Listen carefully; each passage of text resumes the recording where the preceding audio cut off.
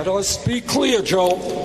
In the United States of America, we are spending twice as much per capita on health care as the Canadians or any other major country on earth. This is America.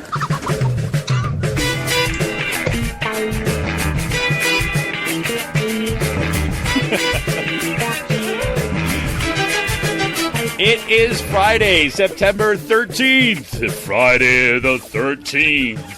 Welcome to Raging Chicken's Out the Coop podcast. Yes, everybody, this is America. It's America. Where you pay through the ass and you get treated like shit. The message from former Vice President Joe Biden. Yes, this is Kevin Mahoney, editor and founder of Raging Chicken Press. Each week I talk to our Capitol muckraker-in-chief, Sean Kitchen, Mr. Chicken himself, about the good, the bad, and the ugly in state and national politics. On today's show, yes, last night, the third Democratic presidential debate. We'll have our hot takes. And it was, looks like people are starting to pay attention now. Only one night of debates, only 10 candidates on the stage. We got some Biden with some indignant word mashing. Bernie needed a cough drop. Warren feeling the momentum of her campaign. Beto calls for mandatory buybacks of assault weapons. Castro seems to go after Biden with the dementia card for real. and Andrew Yang plays Oprah. You've got a UBI. You've got a UBI. Remember, people, no messiahs this time around. Put our faith in the movements, not any political candidate. I got a little something to say about that. And over in the UK, the UK goes off the rails as Parliament is suspended. Scottish court rules the suspension is unlawful, waiting for some further court rulings, and the clock is ticking down to a no-deal Brexit. Nobody knows what the hell's going on. I talked to my friend Stu over in Northern Ireland like this week, and he's like, nobody knows what the hell. No, nobody knows what's going to happen. Holy crap. And the Center for American Progress shuts down on a classic union-busting move. Hey, Center for American Progress, you can stick it where the sun don't shine. I don't care if there's good work going on in places. California legislators pass a landmark bill that strikes at the heart of the gig economy. App-based employers like Uber and Lyft must now classify their workers as employees. Imagine that. Not as independent contractors.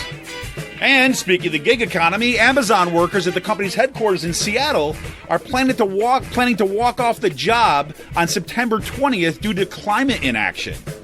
Ooh, it's coming home to Bezos.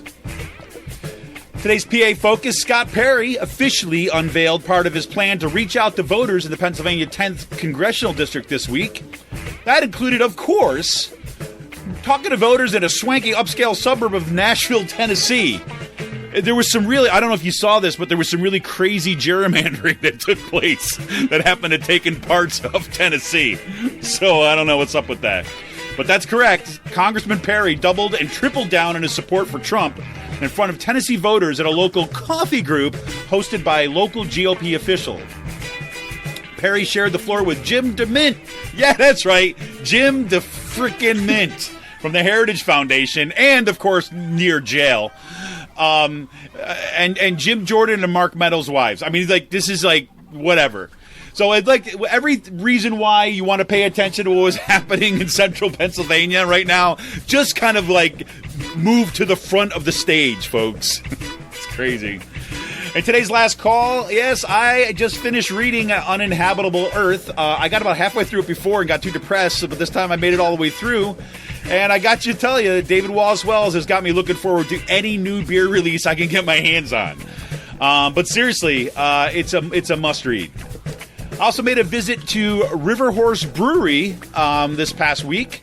It just so happens, I had to go pick up my daughter's soccer uniform down in New Jersey because of reasons I'll talk about. And then right next door was River Horse Brewery. How cool was that? I'll talk about their great sour triple Belgian that I had. Drank that during the debate. And the U.S. Army joins with Lockheed Martin and Raytheon to test robotic battlefield rocket launchers in Estonia. Yeah, that's going to end well. It's going to end well. Got a couple new Free Will releases this week. We got Crowd Party, which is a hazy IPA coming in at 6.9% ABV. And, yes, wherever it went, we got a barrel-aged Saison de Rose farmhouse ale aged in barrels with hibiscus, grapefruit, lemons, ginger, and peppercorns, aged for 9 months in wine barrels. That also comes in at 6.9 ABV. Both of those will be available at both locations on Saturday, September 14th. Want to remind everybody to tune in to The Rick Smith Show on Free Speech TV this and every Saturday at 7 p.m. Eastern. You can stream the show live at freespeech.org or tune in to the Dish Network, DirecTV, or through the Free Speech TV app on Roku. Make sure you download Rick's daily podcast on iTunes, Podbean, or wherever you get your podcasts too. And if we want a progressive future, we need progressive media. You can help support Pull No Punches, homegrown progressive media today. Become a member of Raging Chicken Press for as little as $5 a month. That's one freaking beer a month, folks. $5 a month, so we go to patreon.com/rcpress and choose your membership level. If you're not ready to become a member, you just go to ragingchickenpress.org, click the big blue donate button, and give us whatever you can. But the best way you can help support progressive media, keeping the movement in the media and the media in the movement, by going to patreon.com/rcpress and becoming a member for as little as $5 a month. Hey, man, what's happening? Oh, nothing much. You recovered from the debate last night? Yeah, I actually watched the debate for 2 hours. I watched it till 10 o'clock and then went to bed. But man, it was quite a ride. It was pretty good. Some things I didn't quite expect to happen, and some things that were just kind of like, yeah, okay, this is gonna happen like this. And I guess like the biggest thing I didn't expect last night was Castro pulling out the old man card. Holy crap! You sure you remember that, Joe? Hey, Joe, why don't you come down here? Let me kick out your cane. I mean, it's like, do you remember what you said 5 minutes ago? Holy shit! Like, I could not believe he said that. Like, I mean, I feel like there's a lot of things that we go after Joe Biden on. I don't know if I would take that low of a cheap shot, or that low of a blow. I mean, when like he said that, you could like hear like the sucking, like a totally. Giant People were like, "Oh my God, did he just say that?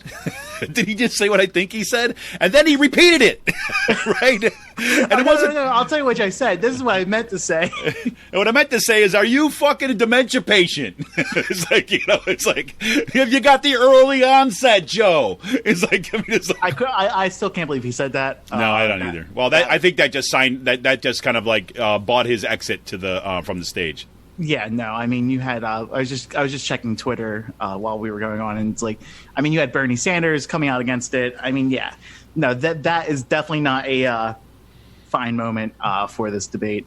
I mean, no matter what you want to say about Biden, using the age card on stage like that is not that good of a move. Well, and here's the thing. This is advice, right? Political strategy advice for any kind of future candidate or campaign operatives that are out there. If you have something like this, right? I mean, there's been a few things that Biden has said, right, where he's misremembering things or he's telling stories that weren't quite exactly accurate and things like this, which has people in the media and some people kind like of Moms Demand Action last night. Yeah. Well, there's like the whispering of just kind of like, what is he up to the task, right? And people are trying to be careful. They don't want to kind of just like do the pull the old man card, but they're also raising the question: is like, is he sick, or is he what's going on with that? So if you're a political candidate and the media is already kind of like dancing around that, you don't need to do anything. You don't need to say anything, right? The work is already being done. Now that is like my most like direct kind of like political consultant advice I would possibly ever give. I mean, like, look, why would you even think of saying something like that? They're already talking about it on TV. And plus, that's fucked up, right? I mean, like seriously. I mean, let. I almost fell off my couch last night when he said. I was just like, it was almost like, did he just like actually go there? Like, I mean, it's 2019 and all, but. No, I kept on thinking like, yeah, what's he going to say next? Hey, Joe, I'd like to talk to Joe, but he was probably home watching the movie Up this week, thinking about old days, right? I'm like, it's like, I mean, like, what was this on Golden Pond, Joe? I mean, like, it's like, are you kidding me? Yeah, I couldn't believe that. Like, I mean, yeah, I mean, I felt like another thing we didn't talk about. Like, I felt the questioning was actually pretty good from the moderators, not like the CNN debates. I just at this point I expect all questions to be really poorly framed questions and like right wing narratives, which, like, you know, there was a bunch of that last night. But I feel like Sanders and Biden and others. Well, Biden actually didn't respond well to his question, but I mean, like, I feel like the Sanders question was a bit like right wing hackish about his views on socialism in Venezuela and stuff like that. Yeah, but I feel like he came out and like dispelled that pretty easily. Well, and he did the right thing. He kind of laughed at the question, right? I mean, he kind of like, really? Okay, we're going to play this game? That was, I think, the appropriate response. Yes, but I also felt like the questions about Biden getting attacked on, his immigration record with Obama was good. Yeah. I also felt like Castro, actually made a good point. Said you're up here praising Obama, but when you get questioned, when you're asked on the whys, like why something happened, you're totally silent. I mean, that was an appropriate attack line. Yes, like, and I don't know why he didn't right on the coattails of Obama, but whenever you're criticized about anything Obama did that was, questionable, you're silent. Right. No, exactly. And I just think that, that should have been the line that he took all throughout the debate, right? The line he took all throughout the debate should have just been like, okay, look, I work for the Obama administration too as well. And guess what? I have my own identity, right? Yeah. And when I see there were things that were actually going wrong in that administration, I can say so because I'm a living, breathing human being, not like some sort of appendage of Barack Obama when it's convenient for me, right? That was really what it came down to. And Biden was... I was interesting. I thought this. I'm forgetting the woman's name who was doing the questioning. Lindsay something, I think. I think that she started down a road. I thought, like, oh man, Biden is gonna laugh this off. But she started, about this quote that he gave like 40 years ago. Right? Do you remember this part of this? And she's like, I know you said this 40 years ago, but have you changed your mind about this since? And what was interesting about it is that Biden initially thought that she was going to just kind of like say it and say, you said this thing. But instead she said, look, that was 40 years ago. How would you talk about that stuff now? And he was like caught flat-footed. He didn't know what to do. Also, I mean, I thought Senator Klobuchar's legs were about to get swept out from under her when she got questioned on her record while being the attorney general out in Wisconsin. About the police shootings in Minnesota. In Minnesota, yes. And I actually know someone who did work around that and has actually talked about how horrible her record was when she first announced months ago on this issue. And like it almost felt like she was actually going to cry. Yeah. On the stage, like that question, like. Yeah, no, I mean, I felt like last night the moderators did a good job at asking good, tough, hard questions that were not being asked that actually couldn't be asked. Well, when you had the back-to-back debates with 30 people on stage. No, that was better. But the one thing that this is the stumbling block, and right?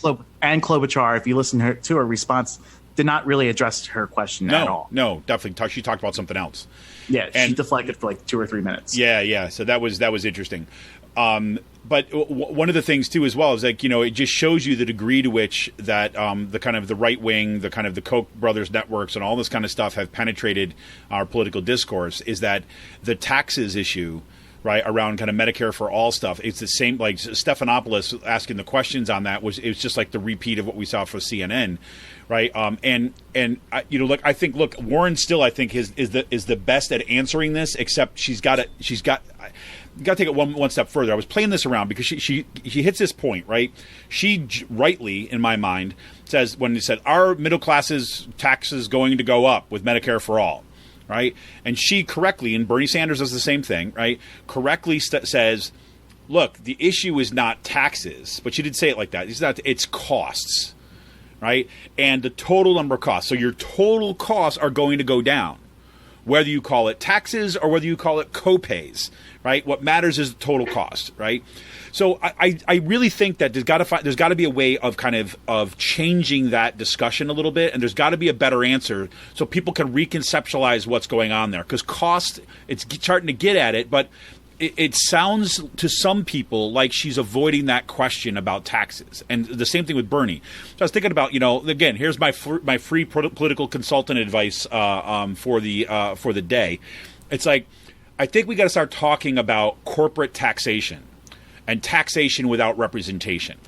Right, the difference between being taxed by a private organization that is taking that money to use it for its own purposes versus taxing for public goods that you get for the government, right? And something like Medicare, right? Medicare for all, public college and tuition, those are public goods. And what we've allowed to happen over the past 40 years is for private interests to tax us and to use it for creating their little fiefdoms, right? With no accountability and no representation. Right, so we've ceded democratic check, like on the taxation question, because we've ceded taxation to these mega corporations and allowed them to kind of create their own fiefdoms. That's kind of what I'm thinking about on the messaging level about how you get people's heads around this, because I don't think the media is going to get off the tax thing. So what I think might be a smart move is actually to pivot and say, yeah, we've got two different kinds of taxation here. We've got private corporations taxing us, and we've got the government taxing us.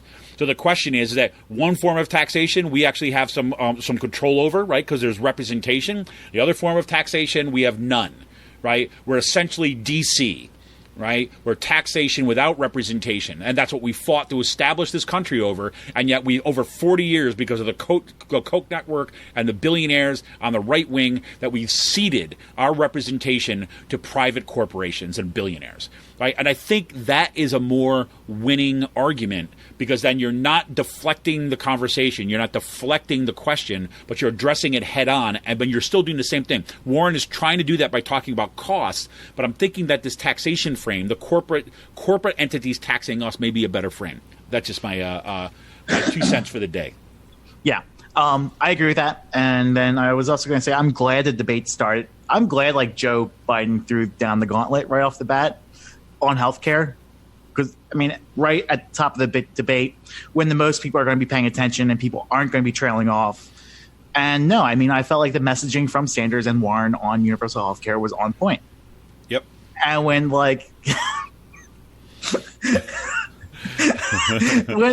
Biden went, I forgot about that until you played that drop. This is America. Yeah, I couldn't believe it. I was like, did he just say that? This is in the first freaking 10 minutes of the damn debate, he fucking said that. We're spending more money than all these other. This is America. That's how things work here. Oh, come on, give me a break. But when he said that, I was just like, oh my God, that is, yeah, no. I felt like Biden was off his game. I was actually surprised that. Well, I'm not so surprised. It seemed like the moderators did their best to keep Warren and Biden and Sanders from just going at each other's necks the whole entire time. Which I guess that's a good thing. Well, look, I think the deal was no. I think it was set up. Look, I think Stephanopoulos, that first question was set up, right, to do exactly that, to get him to go after each other. What I think happened there is that if you looked at Warren, right, Warren throughout that entire debate, she rarely looked over to Biden, right? And I think what Biden's camp wanted, right, is kind of like a repeat of the Kamala Harris thing, right? He wanted to kind of go back and forth with her and make her look at him, but she never did. Right. What she kept on doing is she kept on looking at the moderator or looking at the audience. Right. And looking straight into the camera. Right. So essentially you make him more irrelevant in that kind of discussion. Right. Because, whatever, without having to go back and forth, because I think Biden wanted that. Right. I think his camp was look, you got to be afraid of Warren because Warren is eventually going to take you down. And I think that his attempt was to go on the offense, but she just kind of didn't take the bait. She stayed on policy and stayed on the issue. Right. And then, there was only that one moment when after he said the America comment where the moderators really had to step in because the crowd was going crazy. And the moderator just stepped in. They had to say Order! Right. They were not exactly 100% thrilled with Biden's answer on that one. But, Oh boy, oh boy. So the one thing you got to say about this is actually good. Freaking Beto calling for mandatory buybacks of assault weapons. Yes. Right? I mean, this is the kind of thing, right, that Democrats are afraid of getting shot in the streets for. And matter of fact, there was a Republican lawmaker back in Texas who basically said, "Yeah, I got my AR-15 waiting for you here, Beto." Yeah. Right. I mean, So, but I was also thinking about this, like, that is the type of messaging that the Democrats have ceded ground on for decades. Exactly. Like, I was thinking about this earlier today. Reading something earlier this week, like out in Michigan, what's happening with the pro-life Democrats. Like, this Michigan for Life endorsed like 30 Democrats back in 2000. Yeah. And a number of them, they only endorsed 2 this last time around, and both lost. Yeah. In the primaries. And we've ceded ground on this messaging for decades. Like, yeah, exactly. Especially on women's health, on gun issues. Like, we've ceded ground because, like, oh, well, we actually don't want to. Their messaging is so bad, we're just going to not come up with anything and counter because, like, we're going to lose. Right. We're afraid of losing.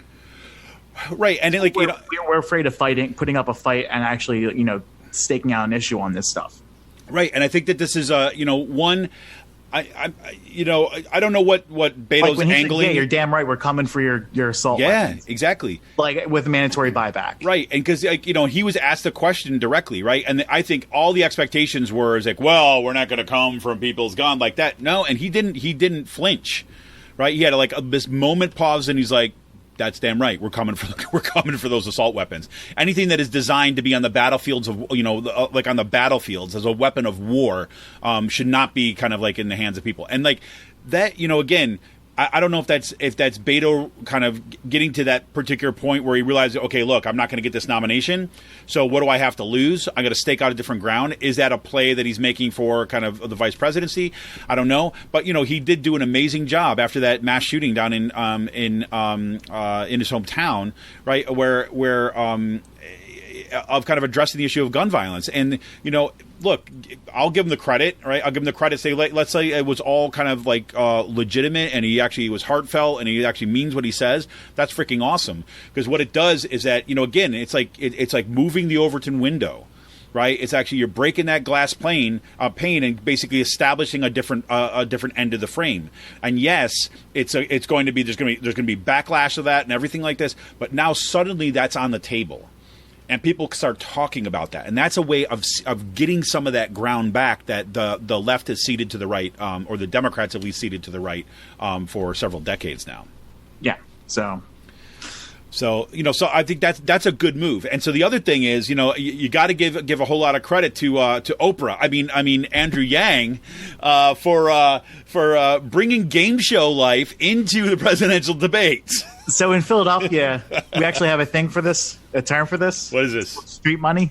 Street money? Yeah, no, exactly. A little walking around money. I'm going to give you a little walking around money. Yeah, hey, you know what? Like, this is actually going to sound really bad. Okay. I actually don't mind whams or pork, like, in government. I actually support having whams and stuff like that. Wait, whams? What the hell's a wham? Walking around money. Oh, wait. Oh, okay. Okay. Yeah. You call that a wham. I didn't know there was an actual, like, acronym for that.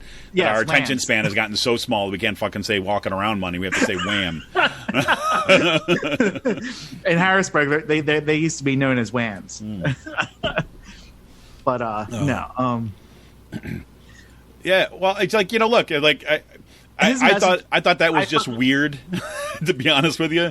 I'm going to give you $1,000. I'm going to give you $1,000. 10 people $1,000 a month. The debate stage is like, okay. Yeah, yeah. Klobuchar actually had a good remark. It's like, well, she's like, there's something different. There's something different. Yeah, exactly. There's something different, which I think was pretty much the appropriate response. But I mean, I know you're not a Yang fan. Right? I fucking hate Yang. I think he's like Marianne Williamson. I think he should probably just go, leave, goodbye. Yeah. The Democratic field would be a lot better without him. And it's mainly because like of his libertarian attitude with UBI and with minimum wage and stuff like that. I mean, like a couple weeks ago, he was saying there's no need to have minimum wage. And if you listen to how he was framing it yesterday with his UBI discussion, like he wants UBI to He's like, pretty much, I want you to do whatever you want with that money. Right. When like the whole entire basis of this UBI is to destroy the social safety net. Like, it's to destroy food stamps, it's to destroy SNAP, it's to destroy like Medicare, Medicaid, Social Security, all that stuff. Well, look, like Sean and I had this like 20-minute conversation about Yang before we went on the air today. So let me just lay out my position on this. Right, is that everything that Sean just said about Yang's actual proposal and the UBI, I agree with. So let's just get that. Let me stipulate that right off the bat. But one, this is where I like Sean and I part ways. I think it's really good to have Yang in the debates, right? And as this kind of basically single issue candidate, right, on UBI, right? Now his version of UBI, I'm not a proponent of, but I am a proponent of UBI, right, as a base, kind of like a baseline kind of payment, right? But that means. But it should be wealth redistribution. That's totally 100%, right? Like this money should be being taxed from the Koch brothers, taxed from the billionaires in this country, and that wealth should be redistributed downwards. Exactly, and we strengthen the social safety net. Yeah. Right, so UBI is in my view, right? Your UBI is not the thing that you do kind of like instead of the social safety net. This is the thing that you do in addition. Right, so if you want to actually lay a floor, right, and basically say nobody is going below this floor, right, the UBI in my mind is kind of one of the most persuasive ways to do this, right? Because what it also does, right, because Republicans, we already have a form like this with the EITC, right, earned income tax credits. I mean, this is the general theory of the earned income tax credits, is like a Republican alternative to, actually make sure everyone has a standard income. Right. A socialist idea. Well, no, that's just the thing, right? That's what I see it as the core. Is you're talking about there's like this is as part of being part of this, like this nation, this space, right? However this kind of plays itself out, right? This commonwealth, whatever you're talking about, by being nature of that, right? You are going to be kind of a share in that. Right, and we're not going to allow people to go below a certain level. The other thing is that what it does is it makes it possible. Because look, there's the fear of the robots, right? Which Andrew Yang keeps on kind of putting up. The robots are going to take over everything. And look, to a certain degree, that's accurate. Right, because of the ways that development is currently happening. Right now, again, we could change our policies to make this different, right? But because the way it's currently happening is that automation is going to further automate. We're going to further automate kind of low wage jobs, and people are going to be put out of work, right? The solution should never be, and this is where I think we run into problems in American discourse, because the solution should never be that we should just work harder. Right, we need to start shifting the idea we're talking about work and talk about the quality of work, and to say like we should bring down the workday, not increase the workday. And then, and this is where we should be talking about. We should be able to enjoy their quality of free time, and we should be capitalizing. Like over in Europe. And all Look, when you're talking about in Europe, when you have like a mandatory 5-week paid vacation, right? You have to take 5 weeks. It's like minimum, right? And I enjoy my free time. Well, that's what I'm saying. I mean, you're like the living UBI kind of example. I mean, and look, it's made your life substantially better, right? I mean, come on. Yeah. You get some money for existing, and that's a good thing. I'm just kidding, but yeah, I sit on a deck. Sit on a deck and you do what you want, right? But because the UBI in my mind does a few things. One, you're able to remove some, like you're having a program that's a universal program that is not stigmatized, right, on grounds of race, on the grounds of class position, around whether or not you're an upstanding citizen, whether or not you're kind of like no, this is your baseline. This is your universal, right? And that is because look, as someone who grew up on food stamps. Right, as someone who's kind of like had to deal with government programs when I didn't deal, my mom did, right? But had to be part of that and going to wait in line, and as a kid feeling the freaking shame, right, of having to kind of document all this stuff. And my mom, I could see her, she was ashamed, right, because the person is taking down all this information and checking in, and you could see there's this degree of distrust on their faces, that is she actually telling the truth? And meanwhile, my handicapped sister is sitting there barely able to kind of like, keep her head up, and me sitting there feeling freaking full of shame for what? Right? I mean, the thing is like, so just for want to put food on the table? Fuck that. Right? And the whole idea is that with the UBI, when you make it universal, you remove that. Right? And then plus, because remember, when unions were able to get the victory of the 8-hour day, right, and the weekend, right, that never was the end point. Like the 8-hour day and the 40-hour work week and only 2-day weekends, right? That is not like, the perfect scenario in the utopia, right? Unions advanced us to that position. Working class movements advanced us to that position. And why the hell we stopped there, I don't know, right? If we have more efficiencies that are brought into the economy, then we should damn well then have to have a reduction in our amount of work. Because guess what? Yesterday, What's that? This trope we also heard the trope yesterday. Speaking about unions, that why should we change healthcare plans that unions fought hard for? Like, yeah, unions fought hard and had to sacrifice other advancements in the workplace because they didn't want their healthcare to get gutted. Like, if workers didn't have to have their healthcare as a bargaining chip every time there's a contract negotiation, then you actually might get better, substantial workplace advancements because it gives workers more of an opportunity to bargain better position advancements in like wage increases, or like makes their quality jobs better. Absolutely. And look, Frank, that argument about like, well, the unions, they fought hard for that stuff, right? But the argument saying for not doing Medicare for all, time fighting hard for that stuff, so they didn't Totally. Right. And it divides the working class. Right. It's playing on a particular thing about saying like, no. There's certain people that they've won it and they're going to deserve it. They're going to keep this stuff. But guess what? If you're a union member like I am, right, what's happened to your insurance over the past 20 years? You've watched it being eaten away and destroyed. Right. Suddenly that you're not only if you want you're like a discount, quote unquote, on your health care, you have to hand over all this freaking data to the healthcare company. Right. Or you pay 30% more on your premiums. Right. Yeah. So we exchange what? And that's supposed to be a victory, that we hand over data to our healthcare companies so they can better figure out how to deny us coverage. Are you kidding me? That is not a solution. And you talk to other people in my union and other union members, is they don't look at their healthcare companies and like, I love these people. Just like Warren said, just like Sanders said. I never met somebody like who loves their health insurance company. Yeah, I mean, I don't love UPMC, my provider. No, exactly. Who could? I mean, my premiums just went from $75 to $230 a month. Yeah, and guess what happens if under Medicare for all? What happens then, Sean? I don't have that. Oh, yeah, imagine that. Imagine that.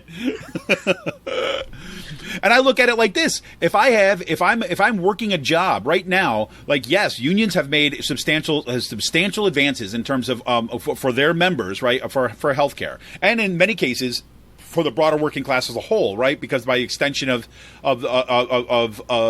people say, look, if you want to work for me, yeah, we don't like unions, but I'll give you a good package, and that's been the result of unions. But the whole idea is like, look, if I have health insurance, right, and my boss and my workplace is crappy, right? Healthcare is not a reason I stay at that job anymore, right? Healthcare is like that, and that scares the crap out of the capitalists. Right, out of the boss man, because they know they don't have that to hold over your head. And guess what happens at negotiations now? You sit at the negotiations table and they say, "Well, we're going to have to increase your healthcare costs now. We have Medicare for all." It's like, no, that's all right. We're just going to drop that plan. We don't need it anymore.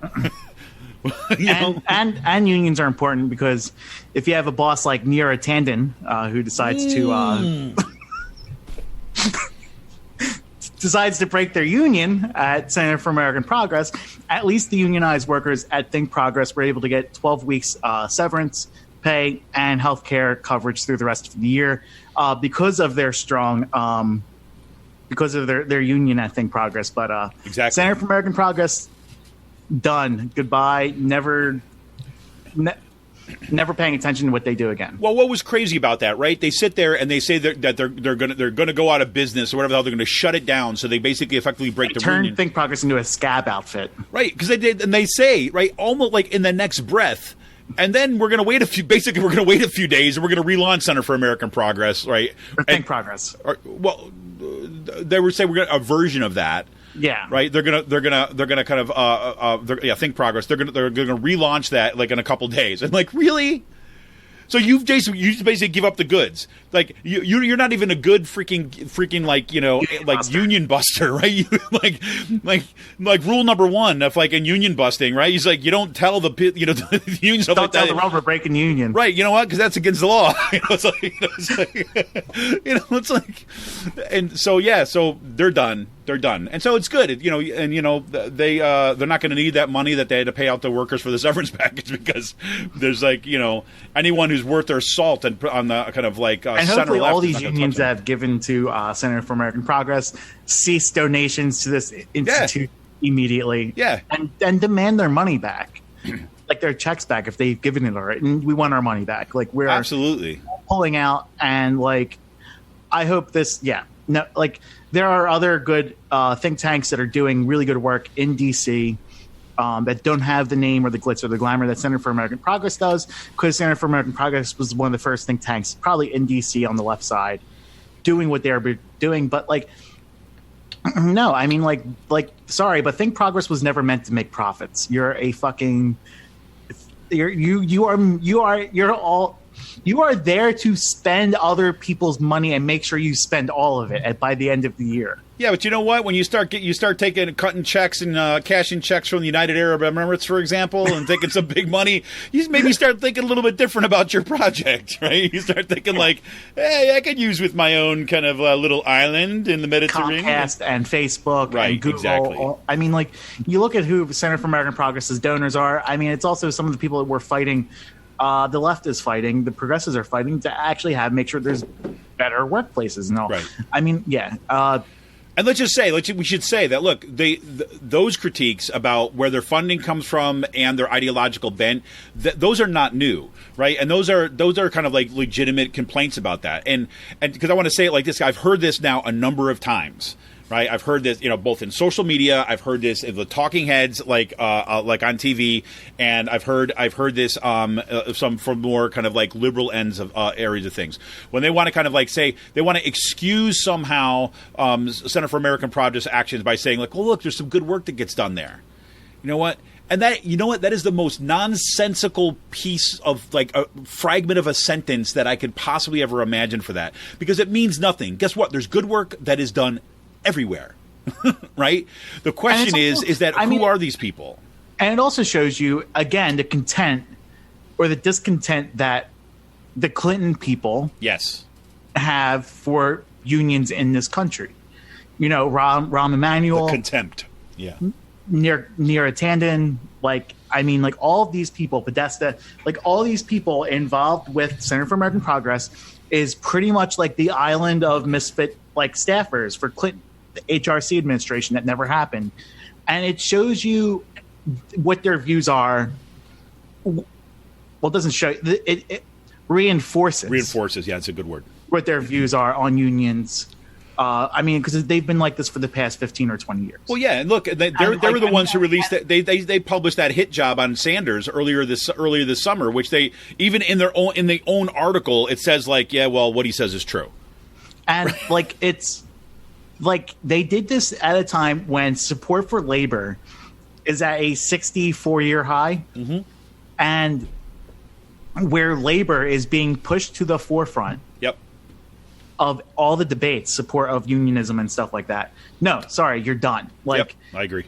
And it shows you the irrelevancy that the Clinton people should have from this point forward. I mean, you just crossed the line. And what's going to be sad is if Biden gets through this whole entire charade, Neera Tanden will probably be front in the line to be in an administrative position within a Biden cabinet. Yeah. Which, again, just shows you the lip service these organizations or these people pay for unions, and then their actions don't meet the lip service. Yep. Yep. Yeah. Absolutely. Well, crazy stuff. So, just as I mentioned up the top, do check out what California is doing there with the gig economy. And this is one of the big things. Like unions have been fighting this for a long time. Working class organizations fighting for a long time about the misclassification of workers, which allows these kind of like Silicon Valley companies like Uber and everything like this to misclassify employees as independent contractors, therefore pushing off all the costs onto the individual workers. FedEx is one of the ones that helped kind of establish this pattern kind of way back in the day.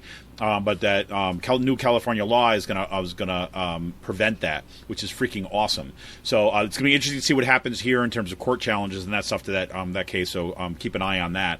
And then it's also kind of just cool to see about 900 Amazon workers basically saying, "Look, we've had enough about climate inaction. So we're gonna take to the streets and we're gonna kind of walk out on September 20th." So remember, September 23rd is when we're going to get the UN Climate Action Summit in New York. We're going to see a bunch of ramping up of protests around the third week of September around climate. So it's as many people to join as possible. So cool. So Sean, you want to take a break now, or you want to wait? You want to go into PA and go there? What do you think? I think we can go into PA right now. All right, let's go to PA now. We'll take a break for last call. All right, so we move in here for in closer to Pennsylvania today. Sean has kind of sent me this kind of earlier on in the week about your good old representative out there in Harrisburg. Yeah. So my congressman, soon to be former congressman, Scott Perry. Let's all hope for the best. Yeah, he's running against that auditor guy, right? Yeah. Some Star Wars fan. Yeah. Could be. Win you must. But so pretty much like over this past week, Scott Perry went down. Was a really like local news story popped up that was kind of weird and odd, and it came from Brentwood, Tennessee, which is a swanky upscale suburb of Nashville, out in central Tennessee. Well, I mean, it's technically like a suburb of Harrisburg too, right? I mean, yeah. I'm pretty sure that like if you draw a line that is like the diameter of or the width of I-81 and drew that all the way down into like Tennessee, and then went over a little bit, and then had like a big like loop, you could probably draw that into this district. Oh, okay, all right. Well, okay, that makes sense. Yeah, it might be like it's 750 miles long, but you can do it. Anything's possible in the world of magic. Yes. Well, I mean, the map maker is dead, Hoffel or whatever his name is. So, but ding dong. But Perry was down in Tennessee this past week, speaking at a coffee group thing with this woman who is a local county commissioner. Her name is Sandy Wells. She's not a constituent of the PA-10, but like Perry was down in Tennessee speaking about I don't know what. Yeah. A lot of gibberish, I guess, but he pretty much was down there doubling down and tripling down on his support for Trump in front of these people. There were 60 people there, which is about 30 more than the people who showed up to his town hall a few weeks ago out here in Pennsylvania. So it's a shame he has to travel 800 miles to get a crowd, but I think he was down there talking about how God was going to rain down hellfire on the burgeoning red socialist wave. I think that's what it was about. Yeah, pretty much. and women should be like locked behind doors. I think that was pretty much what it was all about. I mean, like I'm still trying to like digest this article. Definitely recommend reading it. He was down there with Jim DeMint from the Heritage Foundation. DeMint's not with the Heritage Foundation anymore, but he's launching his own conservative institute. And they're supporting Perry, and it looks like he's probably down there for campaign cash. So far this year, he's raised $20,000 from 3 individual donors within the Nashville area. Pretty much all max donations that's underwritten through the House Freedom Fund, and he was down there with Mark Meadows' wife and Jim Jordan's wife. They are going to be the Women for Trump, and this is just a pretty odd story. Yeah, I mean, like he had to be down there for fundraising purposes. it's got bags of money written all over it. I mean, seriously. I mean, yeah, and this also shows you that like he is not. There is only like he only represents a small segment of this district. yep. And I really feel like that's what he's made it out to be. He's pretty much signaled that he's only representing one core group of people, the people that agree with him, and anyone else he's not going to care about within this district. And that's probably going to be the reason why he's going to lose. Well, and he's a perfect example of somebody that was, perfect for that kind of red map plan, right? Oh yeah, I mean the only reason why he was a congressman was because of like the extreme gerrymandering in the state. Exactly. I mean, like my district, I was a Scott Perry, so like I was actually in Perry's district with the old maps, and it was literally like the Midtown neighborhood, and that's it in Harrisburg. The rest of the city was divided up with Lou Barletta. I mean, like this whole entire area, the gerrymandering in this part of the state is egregious. Right. And yeah, I mean, like now we have an actual fair map, a fair district with this race. And yeah, I mean, like he's signaling that he is going to be running on Trump in a district that went from an R20 something to an R2. Yep. And he thinks that's going to be able to carry him over the finish line. Not a chance.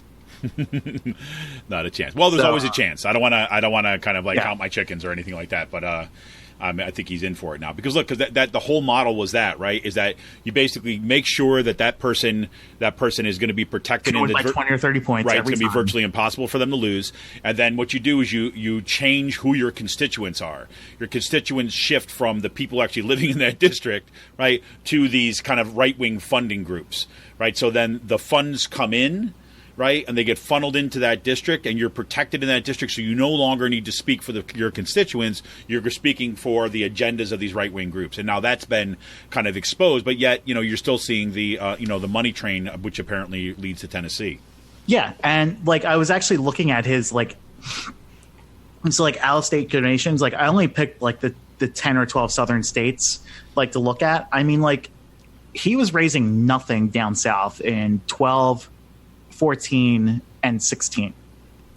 It's only since 18 when the districts got changed, between 2018 and 2000 and this cycle where he's actually just raising. He's getting boatloads of donations from down south, either getting underwritten through the House Freedom Fund, through the Freedom Caucus, that's being directed to him. But no, he's been raising a lot of money through his FEC reports down south. Yep. Which, I mean, that's where the Freedom Caucus is pretty much located. So there you go. That's it right I mean, he's going down to the rich plantations of the South. Exactly. Right?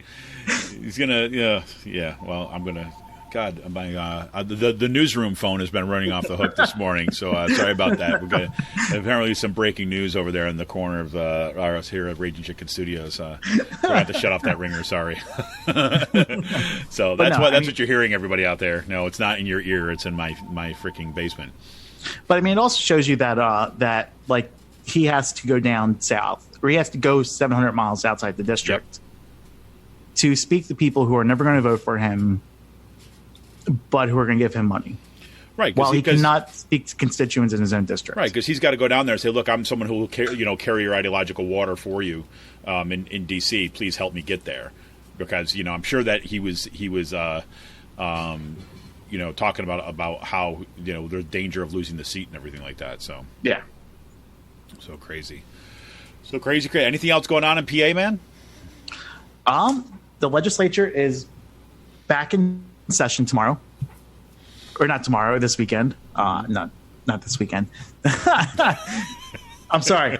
All sorts of messed up. In 22. I mean, in 20. I mean, next week. In October. No. Sorry. So I have like mice in my apartment. I think they came in during the heat wave, and I could like hear them like running around. So I'm like getting distracted right now. So here you go, folks. You got the phone ringing off the hook on my head. You got mice running through Sean's apartment up his pant legs. So but I mean, like this is just welcome to Harrisburg. I live a block off the riverfront. Yeah. in a city. So, but no, they're coming. Legislature's coming back in session next week. The 17th, there's going to be actions regarding minimum wage all day. There's going to be in-district meetings on Monday with the minimum wage. And people actually think that there might be a push to raise minimum wage with this upcoming session. So we'll see. Nice. I wanted to look up one more thing just to kind of see where we are with this, if I can find it. No.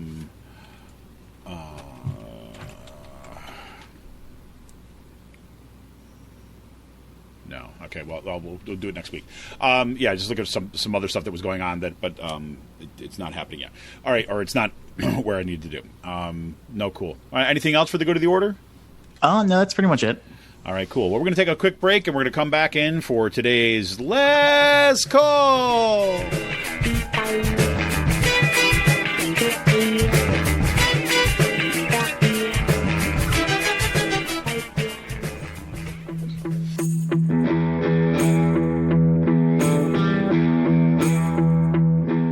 This is Kevin Mahoney, editor and founder of Raging Chicken Press. For the past 7 years, Raging Chicken Press has brought pull-no-punches, progressive reporting and commentary to the interwebs. Our long-form investigative pieces, stories that no-access journalist wants to touch, or rollicking weekly podcasts strive to advance progressive movements and perspectives rooted in the struggles happening across the country or down the street. We've broken national stories and caused our share of discomfort in the halls of power. If we want a progressive future, we need progressive media. And you can help support Pull No Punches, homegrown progressive media today. Become a member of Raging Chicken Press for as little as $5 a month. Simply go to patreon.com/rcpress and choose your membership level. We need to make sure to keep the movement in the media and the media in the movement. Best way you can do that is to become a member of Raging Chicken today by going to patreon.com/rcpress. Thank you for your energy, your encouragement, and your support. Keep up the fight.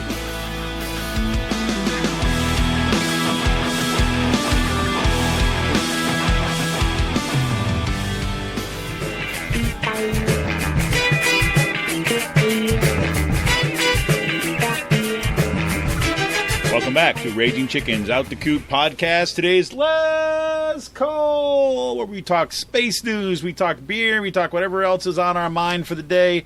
Don't have a whole bunch of space news here, but got kind of like an adjacent set of news. This was just a disturbing story that came up in my one of my feeds. Is that the U.S. Army is basically palling up with Lockheed Martin and Raytheon. Again, these are longtime friends. And they're testing robotic battlefield rocket launchers out on the battlefield in Estonia. And it was, again, in the world of, my childhood love of dystopian science fiction basically coming real in front of my eyes. This is a perfect example of this. I just want to read you a little bit of this article so you get a sense of what I'm talking about. So, Raytheon and Lockheed Martin, this is from Defense News, right? Raytheon, and Defense News comes up in my feeds, yes. Raytheon and Lockheed Martin team fired a Javelin missile using a Kongsberg remote launcher on an unmanned ground vehicle, that's a mouthful, amid an effort by the U.S. Army to determine when and how it will use armed ground robots on the battlefield. Okay? You can hear Andrew Yang, right, yelling in the background right here, right? But the Titan UGV was built by, Kintic North America and Estonian company Millam Robotics. The mid-June demonstration at the Redstone Arsenal Test Center in Alabama validated the capability, and Raytheon's Brad Fribbs told Defense News in an interview with DSEI Defense Defense contract. So basically, they're looking for ways that they can, bring robots onto the battlefield, and this is one of these things that for a long time it seemed like this was pure kind of fiction and scare tactics and crazy stuff, but they're actually testing this stuff. And if you click on the link in the show notes today, you'll actually see a picture of this kind of battlefield robotic rocket launcher that they're playing around with. So if you think about, we've already started replacing or kind of adding to like robotics in the sky with drones, right? And now we're basically putting them on the ground, right? The question is, it's unclear from the article at least if these are going to be fully kind of automated, right? Or if they are still going to be, having to be driven kind of like drones, that they're going to be, like video game stuff. So anyways, it's something to check out. But that was pretty crazy. I just love the title of this one. It says, Estonian robot fires javelin missile using Norwegian remote launcher. Right, so there you go. Like, kumbaya, the nation state. Gotta love it. One, I mentioned, like I mentioned on the top, I got to go down to the River Horse Brewery. It happened to be right next to where my daughter's, where you get the soccer uniforms for my daughter. And it just so happens that, I'd ordered these uniforms weeks ago. They still hadn't arrived. My daughter's first game, if you listened to the podcast last week, my daughter's first game was last Saturday. Still didn't have her uniform, so I called the company. I'm like, look, can I just come down and get it? It's like, oh yeah, sure. It got held up because, they didn't have the shorts in stock. So everything else was ready. So I just drove down. It took me 5.5 hours. It was an awful drive, whatever. But so I get down there and I pull out, pick up the soccer uniform, and I pull out of the place and kind of make a turn. And the next building over, like it's in this kind of like office parky kind of thing. Next building over was River Horse Brewing Company. I'm like, what? Get out of here! That was actually when I first moved to Allentown. That was the first kind of like local regional beer that I had. Right. This is back in 2002. So it was kind of like this. This nice little moment. And so I picked up some stuff that they had down there, some good stuff. And last night during the debate, I had their this sour triple Belgian, which was just fantastic. So people were real nice, and they were asking about stuff up here in Pennsylvania. I told them about Pizza Boy. I told them about Free Will. It was just kind of a nice little spot. You said that's in Jersey, right? That's in New Jersey. Yeah. Ewing, E-W-I-N-G, Ewing, New Jersey. Yep. Yeah, it used to be in, what do you call it? I'm spaced in the name of it. It used to be in another town, and apparently it got bought out, right? It got bought out in 2007, I believe, by a couple guys that kind of were working on Wall Street and then kind of got fed up with the whole thing, and they quit their jobs, and they kind of came back and they bought up this brewery, and I guess they expanded the production of it and kind of moved it over. It used to be in Lambertville, I think, is where it was originally was. But it's good. The beer was good, and it was a nice little space, kind of like, you wouldn't expect it to be there. So it was kind of fun. So that was a nice little surprise of the week. We've got a couple new Free Will releases. I'll run them through for you. I should say this up top, too, as well, that remember, we talked about this last week, but later today from 5 to 7, it's the official deck party at Free Will Brewing. They basically build out their this new deck. Right, and the new deck that's up in the Peddler's Village one, so that's kind of the official unveiling and launch of this. They're gonna have a bunch of specials and live music, and the Scarecrow Fest up at Peddler's Village is just right around the corner. So some of the scarecrows apparently are already set up and stuff. So it's be a really great environment. The weather is awesome for it. Right now it's a clear fall. Kind of little gloomy kind of day. It's perfect for it. That deck party will be at both locations, but the main one will be out of Peddler's Village today. And you got 2 new beer releases this week. The first one is Crowd Party. Crowd Party is, I'll just read it for you here. It's a hazy IPA brewed with flaked oats, vanilla, and milk sugar. And it's hopped with cashmere, Vic Secret, Laurel, and Yukonot. Did I get that right? Yukonot? Something like that. And notes of peach cobbler, blueberry freckle ice cream, strawberry cheesecake, and mango Dole Whip at 7% ABV, or 6.9%. So those 4 packs will be available tomorrow on Saturday, but there'll be sneak previews available at the deck parties tonight. In addition to that, they've got one of their great sours from the sour cellars that's up and ready. It's a barrel-aged Saison de Rose. And I've had this. I haven't had this one, obviously, this year, but I've had it in the past, and it's great. It's a much kind of, if you talk about, say, a lighter sour, it's just a lighter tasting sour. It does come in at 6.9 ABV. This is their description. It's aged in barrels with hibiscus, grapefruit, lemons, ginger, and peppercorns. It's aged for 9 months in wine barrels. It's bottle conditioned for 1 year, and the beer strikes a balance between delicate fruit, flowers, and lively determined spiciness. Right? And I don't remember if I had the barrel aged version before or if it was just a Saison de Rose. So I'm looking forward to this one too as well. So that's what I got. Anything else, Sean? You got cool stuff going on? I am going to be going down to James's 30th birthday today. James Trzonski's having a party tonight. Go James! Go James! Happy birthday! Happy birthday! And then Pizza Boy released a PermaSmile last week. Yeah, you sent me that link. Please do tell. It's a really nice sour, peach and apricots. It's a blended sour, so it's a sour of 1 year, 2 year, and 3 year barrels that are then blended together, and then lambic style. And then towards the end of it, they put peaches and apricots in it, and it's a really nice, funky Brett sour. Nice. Yep. It looks fantastic. Sean sent me a picture of it with with that. I was just like, and it said PermaSmile, and it gave me a smile, and it looks like an awesome drinking beer. Yeah, no, it's a nice beer. I'm definitely looking forward to it.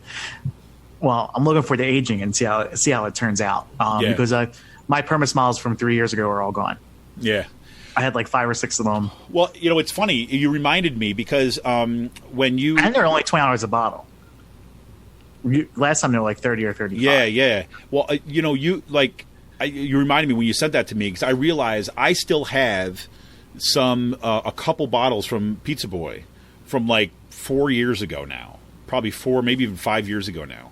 And I think I've got maybe 1 or 2 of those left, and I've got another one for Woodland Brewery up in Deerfield, New York, or just Utica, New York.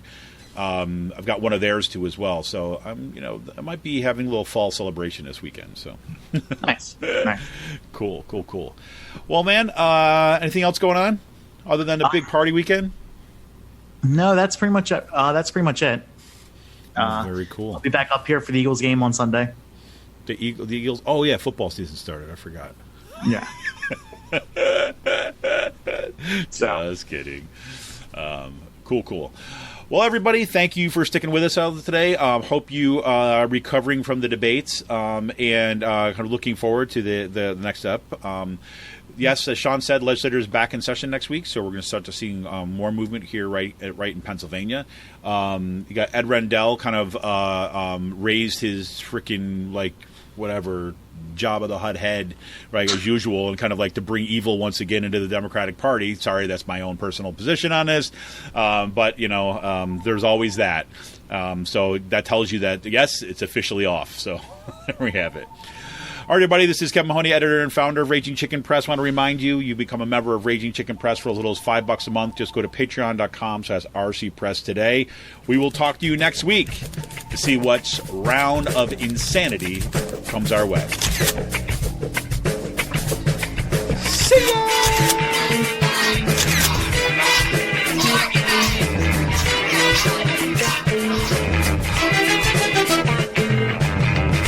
Let us be clear, Joe. In the United States of America, we are spending twice as much per capita on health care as the Canadians or any other major country on earth. This America.